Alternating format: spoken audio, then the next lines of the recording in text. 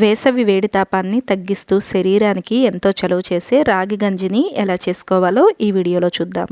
ఆరోగ్యంగా ఉండాలని కోరుకునే ప్రతి ఒక్కరూ కూడా ఈ రాగి గంజిని ప్రతిరోజు తీసుకుంటూ ఉంటే శరీరంలో వచ్చే మార్పులను మీరే గమనిస్తారు.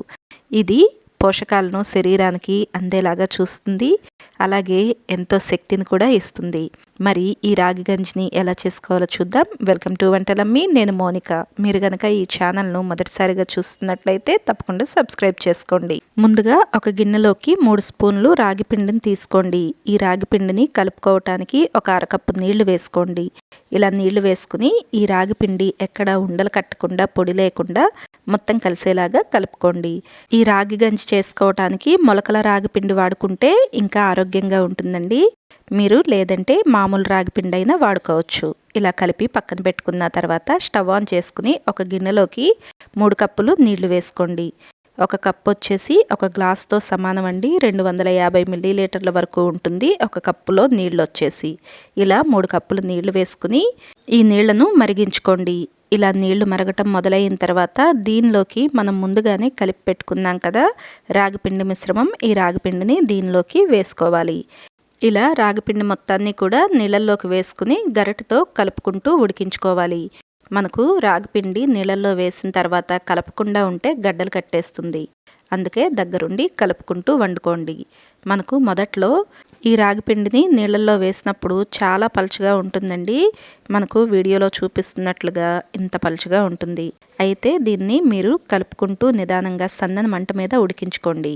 మీరు ఇలా దగ్గరుండి వండుకోండి, లేదంటే రాగి జావ త్వరగా పొంగిపోతుంది. అలాగే ఇలా కలుపుకుంటూ ఉండటం వలన ఎక్కడ పిండి అనేది గడ్డలుగా కానీ ఉండలుగా కానీ కట్టకుండా ఉంటుంది. మొదట్లో మనకు ఇలా ఇంత పలుచగా ఉంటుందండి. అయితే ఉడికే కొద్దీ కాస్త దగ్గర పడుతుంది. ఇలా 4-5 నిమిషాల తర్వాత కాస్త రంగు మారి కొద్దిగా దగ్గర పడుతుంది. మనం మామూలుగా రాగి జావ చేసుకునేటప్పుడు వేడి నీళ్ళల్లో పిండి వేయగానే ఉడికిపోయింది అనుకుంటాం కదండి. కానీ రాగి పిండి ఉడకటానికి కాస్త ఎక్కువ టైమే పడుతుంది. అందుకే మీరు 4 నుండి 5 నిమిషాల పాటు ఇలా సన్నని మంట మీద కలుపుకుంటూ ఉడికించుకోండి. ఇలా కాస్త రంగు మారి దగ్గర పడిన తర్వాత స్టవ్ ఆఫ్ చేసుకుని చల్లారేంత వరకు పక్కన పెట్టుకోండి. ఈ జావ చల్లారిన తర్వాత ఒక గిన్నెలోకి తీసుకోండి. దీనిలోకి తరకలు లేకుండా మృదువుగా చిలికిన ఒక అరకప్పు పెరుగును వేసుకోండి. ఇది తాజాగా ఉంటే బాగుంటుందండి. ఇలా వేసుకున్న తర్వాత దీనిలోకి ఒక పచ్చిమిర్చి సన్నటి తరుగు, ఒక ఉల్లిపాయ సన్నటి తరుగు ఇలా నలుపుతూ వేయండి. అప్పుడు ఉల్లిపాయ ముక్కలు ఒకదానికొకటి అతుక్కోకుండా బాగా విడిపడతాయి.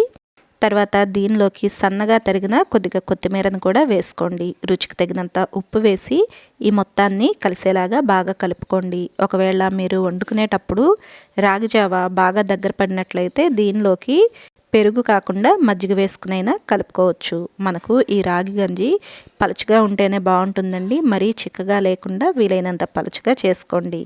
ఈ రాగి గంజిని ప్రతిరోజు తాగుతూ ఉండటం వలన బరువు తగ్గటంతో పాటు శరీరానికి ఎంతో ఆరోగ్యం కూడా లభిస్తుంది.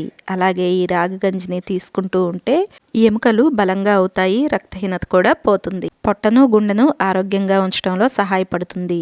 ఎన్నో విటమిన్స్, మినరల్స్ ఇంకా ఫైబర్ ఎక్కువగా ఉండే ఈ రాగి గంజి రెసిపీ మీకు నచ్చితే ఈ వీడియోని లైక్ చేయండి. ఈ రెసిపీని మీరు ట్రై చేసి మీకు ఎలా అనిపించిందో కమెంట్ చేయండి. ఈ వీడియోని మీ ఫ్రెండ్స్ ఇంకా ఫ్యామిలీ మెంబర్స్కు షేర్ చేయండి. ఇలాంటి మరిన్ని రెసిపీస్ కోసం వంటలమ్మి ఛానల్ను సబ్స్క్రైబ్ చేసుకోండి. Thank you for watching.